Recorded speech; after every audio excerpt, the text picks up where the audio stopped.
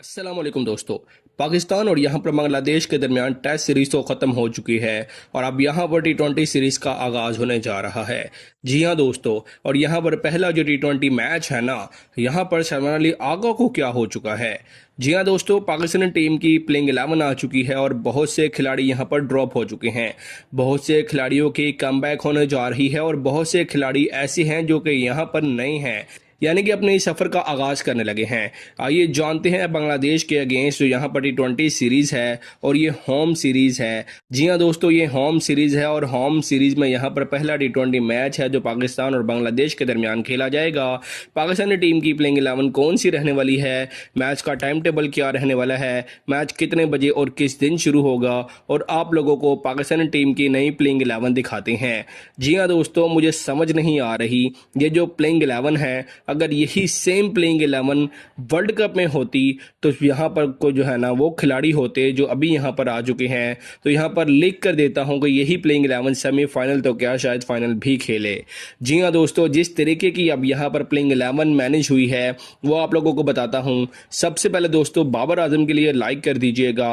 बाबर आजम की फॉर्म वापस आ चुकी है और कम भी हो चुका है, यानी कि तीनों फॉर्मेट के अंदर परफॉर्मेंस वापस आ गई है बाबर आजम की, क्योंकि टी20 में परफॉर्म किया, फिर टेस्ट में किया और अब यहाँ पर वनडे सीरीज ऑस्ट्रेलिया के खिलाफ है और टी20 सीरीज यहाँ पर होने जा रही है बांग्लादेश वाली। तो बाबर आजम का कमबैक हो चुका है। बाबर आजम के फैंस नीचे ज़रूर बताएं कि अगर बाबर आजम अपने यहाँ पर परफॉर्म करता है तो क्या उसको एक मरतबा फिर दोबारा कप्तान बना देना चाहिए या फिर नहीं। तो दोस्तों मुकम्मल तफसीलात आपके साथ देते हैं, लेकिन वीडियो में आगे बढ़ने से कबल आप सब दोस्तों से सिर्फ इतनी सी दरख्वास्त है कि आप जिस जगह, जिस शहर और जिस मुल्क से भी ये वीडियो देख रहे हैं उसका नाम कमेंट सेक्शन में ज़रूर लिखिएगा ताकि पता चल सके क्रिकेट शौकीन दुनिया में कहाँ कहाँ मौजूद हैं। तो दोस्तों सबसे पहले अगर पाकिस्तानी टीम की प्लेइंग 11 को देखें तो सबसे बड़ा सरप्राइज यहाँ पर मां सदाकत है। और सच बताऊं तो दोस्तों ये वो तब्दीली है जिसकी काफ़ी लोगों को उम्मीद नहीं थी। अब जाहिर है बहुत से लोग जलेंगे क्योंकि साइम अयूब को बाहर किया गया है, लेकिन दोस्तों हकीकत यह है कि सिर्फ हाइप पर टीम नहीं चलती होती, परफॉर्मेंस चलनी चाहिए। साइम अयूब के बारे में लोग ये बात करते रहते हैं कि वो बॉलिंग भी कर लेता है, लेकिन दोस्तों सवाल ये है कि हमें ओपनर चाहिए या ऑलराउंडर। अगर बंदे ने ओपनिंग ही करनी है तो हमें उससे रन्स चाहिए, बॉलिंग नहीं। और मां सदाकत कम से कम अपनी बैटिंग से इम्पैक्ट डालने की सलाहियत रखता है। ऊपर से एक और बात लोग ऐसे पेश करते हैं जैसे साइम अयूब दुनिया का सबसे बड़ा बॉलर हो, उसने बड़ी टीमों के खिलाफ ऐसी कोई ख़तरनाक बॉलिंग कर ली है जैसे कि बहुत बड़ा वो बॉलर हो। जी नहीं दोस्तों, छोटी टीमों के खिलाफ 2-4 ओवर्स करवा लेने से कोई मैच विनर नहीं बन जाता, जबकि मां सदाकत में डिसेंट बॉलिंग कर लेता है उनके मुकाबले में। फ़र्क सिर्फ ये है कि उसका असल फोकस बैटिंग है और यही चीज़ पाकिस्तानी टीम को चाहिए है कि जो भी ओपनर हो वो ज़्यादातर फोकस अपनी बैटिंग के ऊपर करे, यानी कि ओपनर ऐसा हो जो पावर प्ले में जाकर अटैक करे, कॉन्फिडेंस के साथ खेले और टीम को अग्रेसिव स्टार्ट देकर अगली टीम के छक्के छुड़ा दे। अब दूसरी तरफ दोस्तों अगर साहिबजादा फरहान की बात करें तो इस वक्त पाकिस्तानी टीम में अगर कोई बंदा वाकई कंसिस्टेंट नज़र आ रहा है तो वो यही बंदा है। हर फॉर्मेट में, हर कंडीशन में तकरीबन एक ही अंदाज से खेल रहा है और सबसे बड़ी बात यह है कि उसके रोल पर कोई कंफ्यूजन नहीं है। वो ओपनर है और ओपनर ही रहेगा। यही वजह है कि लोग उसे सेटिस्फाइड भी हैं। अब देखें दोस्तों, पाकिस्तानी टीम की सबसे बड़ी प्रॉब्लम यही रही है कि हर दूसरे मैच में किसी एक को कहीं भी खड़ा कर देते हैं, लेकिन पहली बार लग रहा है कि मैनेजमेंट ने किसी प्लेयर को प्रॉपर रोल दे दिया है और साहिबजादा फरहान अग्रेसिव भी खेलते हैं, इंटेंट भी दिखाते हैं और प्रेशर भी कोलैप्स नहीं करता। यही वजह है कि अगर मां सदाकत के साथ उनकी पार्टनरशिप चल गई दोस्तों तो पावर प्ले में पाकिस्तान पहले भी डोमिनेट करता रहा है उनके होते हुए और आगे भी करेगा।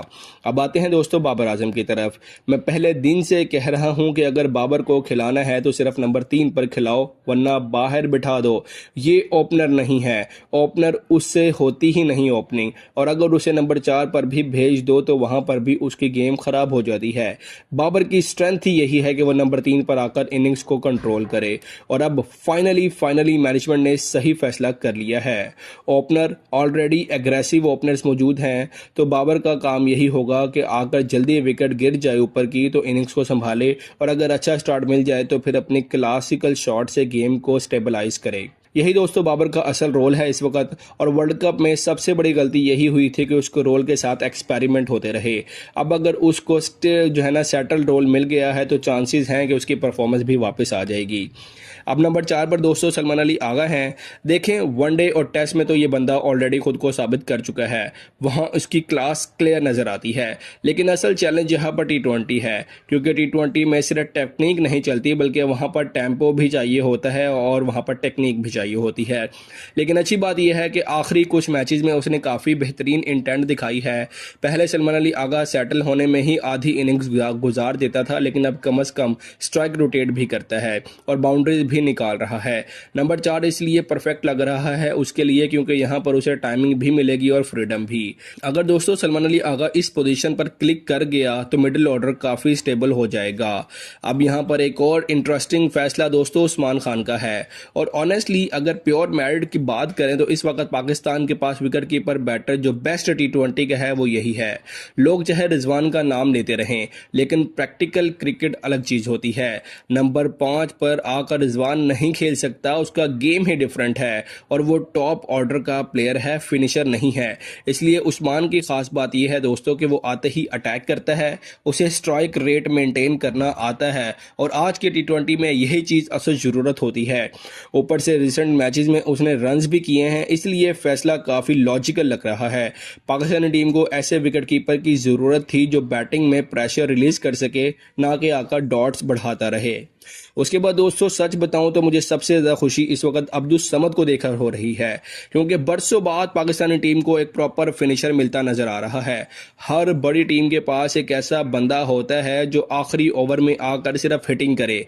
भारत के पास ऐसे कई प्लेयर्स हैं, ऑस्ट्रेलिया के पास भी हैं, इंग्लैंड के पास भी हैं, लेकिन पाकिस्तान के पास हमेशा एंकर ही रहे हैं। वर्ल्ड कप और एशिया कप यही प्रॉब्लम थी, वहां पर पाकिस्तान के आखिरी ओवर्स में कोई जमाम मारने वाला नहीं था। अब अब्दुल समद दोस्तों कम से कम फेयरलेस क्रिकेट खेलता है, उसका माइंडसेट क्लियर है कि आओ और हिटिंग करो, और यही चीज़ पाकिस्तानी टीम को मिसिंग थी। अब अगर इस बंदे को प्रॉपर बैकिंग मिलती रही तो ये मिडिल ऑर्डर को पूरी शक्ल बदल सकता है। अब बात करते हैं दोस्तों अरफात मिन्हाज की। जी हाँ दोस्तों, ये वो सिलेक्शन है जिस पर दिल खुश हुआ, क्योंकि पहली बार लग रहा है कि कोई प्लेयर वाकई मेरिट पर आया है। यंगस्टर है, कॉन्फिडेंस है, परफॉर्म करके आया है और सबसे अहम बात यह है कि प्रेशर में घबराता नहीं है। और सच बात यही है कि शादाब खान के मुकाबले में ज़मीन और आसमान का फ़र्क नज़र आता है।